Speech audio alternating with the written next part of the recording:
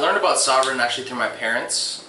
They brought it up as a possibility probably 6 months ago, and I wasn't quite ready to, kind of make that next step to come here. And then I hit a wall and had some issues about 2 months ago, and decided that I needed to get some help.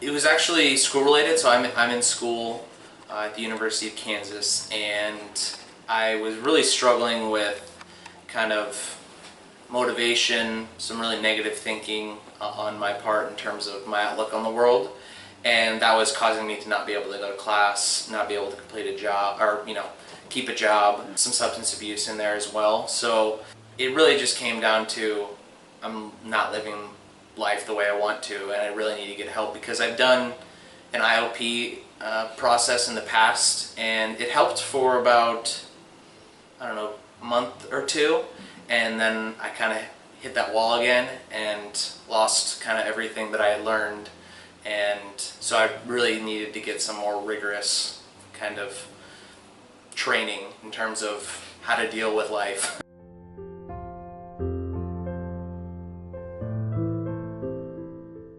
I really liked, actually, the woman that I talked to on the phone that was kind of telling me about the program. She really sold me on it. I did a lot of research kind of just online and kind of calling different places throughout the US, and I knew I wanted to go somewhere warm because I'm from Kansas, so it's not all that warm all the time. Yeah, it really came down to kind of the location here in Florida. I've never been to Fort Myers, so I've been in Florida before, but never Fort Myers, and I saw pictures of the campus and liked the way the campus looked, and had heard good things from her, and she really recommended this location. And there's California locations, but this was the location that she really recommended to me.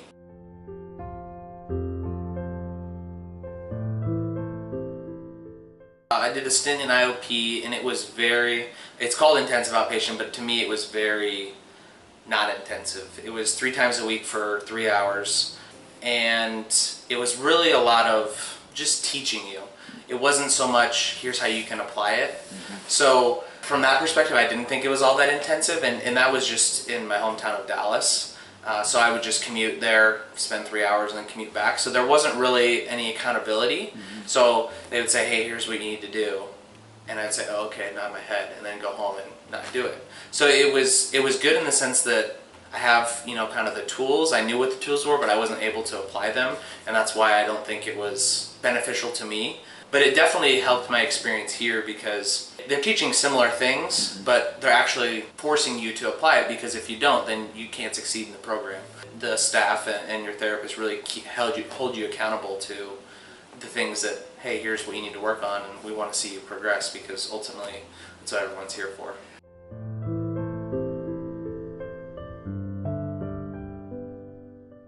It was 1 o'clock at night. My flight was delayed a little bit, so I got in real late, and it was dark, so I didn't see anything. I just remember doing my intake, signing lots of papers. They went through all my stuff, had a little thing with medical and talked with them, and then went right to bed. Yeah, so my first experience was probably the next day, when I kind of could see how things worked. And what I really liked was the structure. That's something that I was completely lacking when I was on my own, was the structure. I tried to have that with school and with work, but I could never manage it. It was something that just I was not able to do on my own at the time. So I really liked the structure of, here's when you need to be, here's when we're having groups, here's when you're meeting with the therapist, we have lunch at the same time, we have dinner at the same time. So that was kind of what I really liked about the whole experience to start. The first few days were absolutely kind of a shock, and I didn't sleep well for the first week, just because it was a new environment, and I wasn't, where I wanted to be in terms of where I was at, when I first got here. So that took some adjusting to the new surroundings. But it was really good. I never felt like uncomfortable in the sense of the surroundings where I was uncomfortable. The staff has always been nice. The other patients really kind of welcomed me, and so it was a good experience.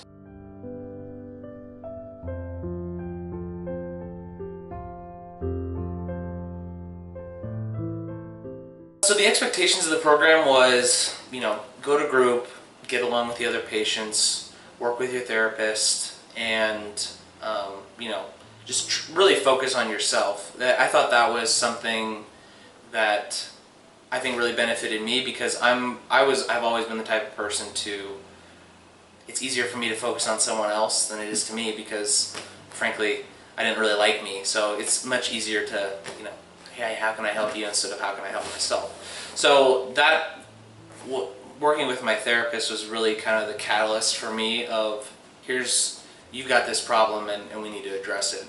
And so I had a really good experience with both my case manager and my therapist. They worked really well with me to kind of identify the problems that I was with, or that I had, and how we can solve them. So from the standpoint of, my expectation was, I want to get better, obviously. But I think especially my therapist, far exceeded that, because I've had therapists in the past and have had, mixed experiences. You have got to find the right one, and I feel like I really did here. I had a great experience.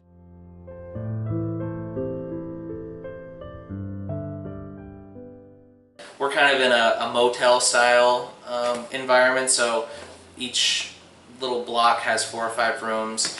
Each of them has a 2-bed, 2 double beds, and a dresser, a desk, and then a closet, and then a bathroom. Carpeted. It was nice and clean. Never had an issue with cleanliness or anything like that. It was definitely different, because I used to sleep in a queen bed, and going to a little bit of a smaller bed was a change, but I never had any problems in terms of, cleanliness or feeling unsafe or anything like that.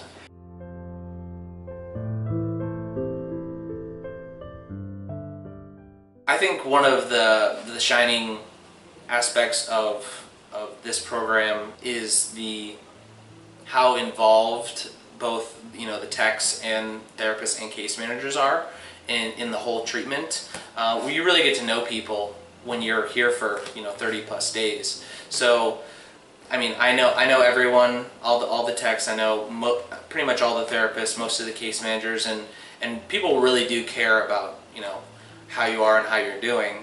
And so from the tech standpoint, a lot of the techs are in recovery themselves, so they really have an understanding of where you were, and they can give experience of, here's how I did it. And you can really learn a lot from just hanging out underneath the tiki hut and talking.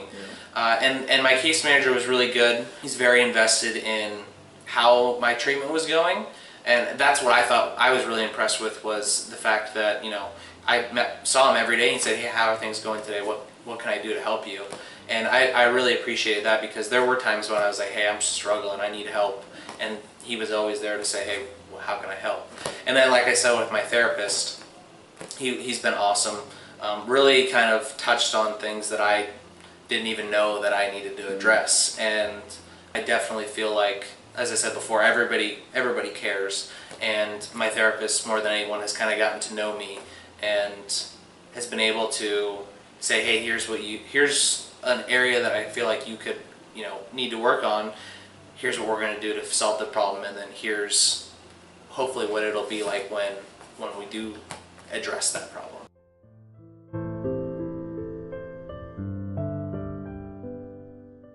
So group therapy, you get with all of your peers, all the other patients, and have either counselor or a therapist or case manager will come in and discuss a topic. So topics range from stress management, brain wellness, grief and losses was a group that we did today. Lots of things.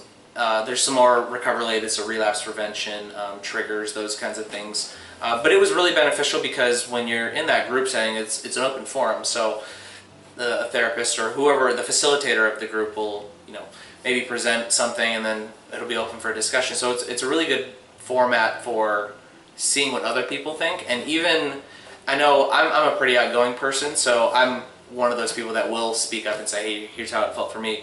But when I first got here, I was much more, timid, because it's a new environment and I don't know these people. What are they going to think of me?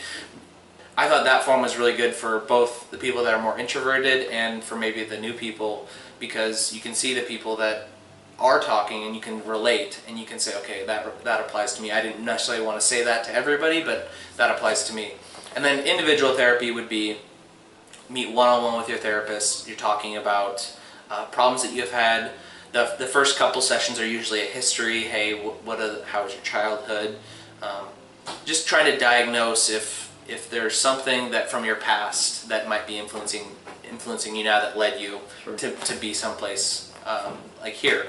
So I really got the most out of my individual sessions, because that's when I was really able to kind of dive in and get really deep and kind of vulnerable, as opposed to, where you're a little more guarded when you're around a lot of other people.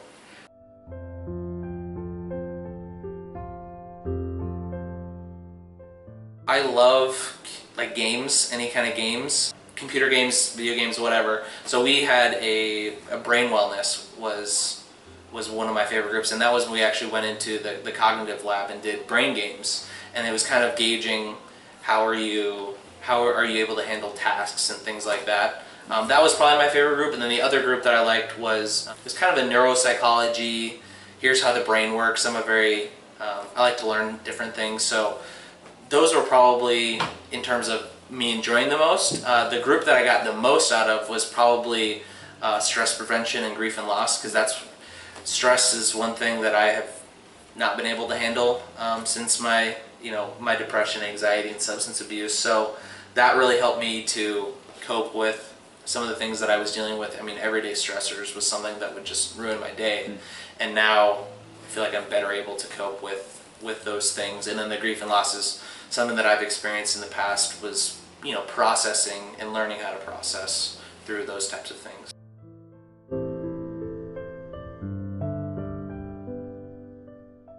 So a typical day, like I said previously, it's very structured.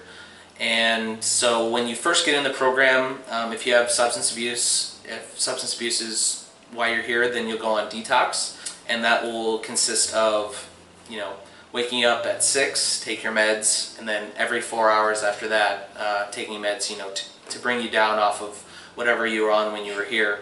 And breakfast starts at 7:15, goes to 7:45, and then we have a morning meeting, which is where the patients all gather together in the morning to kind of discuss what's going to happen during the day, if there's any outside meetings going on, if there's any outings like that, will be addressed.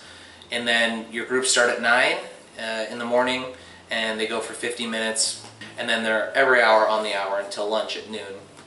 And then noon you have lunch, go to hang out, have something to eat, and then after that you'll go into a process group, which is where you just gather with your therapist and the other clients that have the same therapist, and you just kind of talk about how you're feeling that day. If there's something that happened that you want to talk about, you can always, that would be a time to bring it up if you felt comfortable in that situation. And then after that, more groups throughout the afternoon until about 3:30, and then from 3:30 to roughly 5, free time. Do whatever you want to do. If you want to go sleep, if you want to, there's a basketball court, you can play basketball, hang out underneath the tiki hut, look at the river, do all those kinds of different things. And then at 5, you have dinner. Then you have another period of doing whatever you want. And then they always bring in an outside or a meeting, whether it's AA, NA, CA, just something to recovery related to help you, kind of get acclimated to those types of groups, because they really are beneficial. When you're able to go outside, it's a lot of fun to go to those meetings and hear people share their story that you can relate with. And then after that, we have a wrap-up meeting where we discuss the day. We always say what we're grateful for, which is something that I really like, because I feel like that's really crucial to my recovery, was realizing the things that I'm grateful for, because that's something I would have never done in the past. And then after that, free time again, and until lights out at 11, and then midnight on the weekend.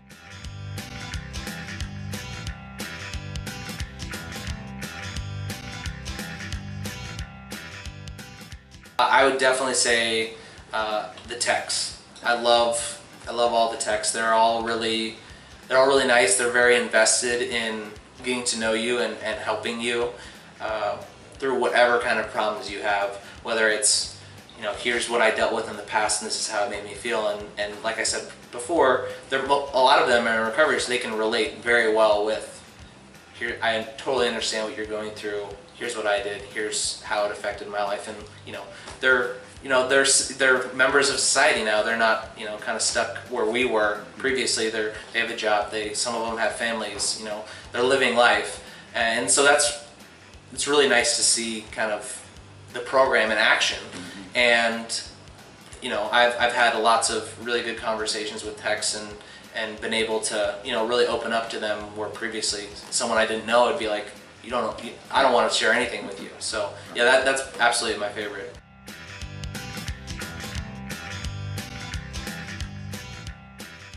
I will take away a lot of the relationships that I built.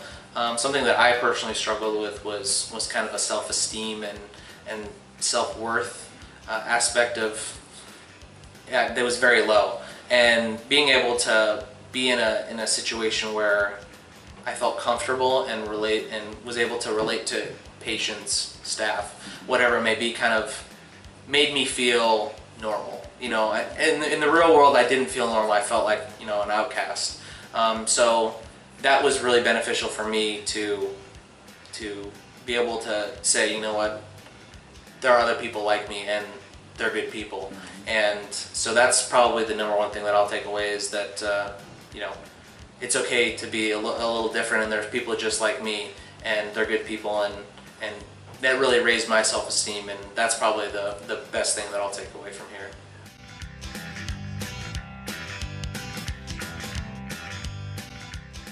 I would definitely say it's worth it. There's lots of roadblocks in the way.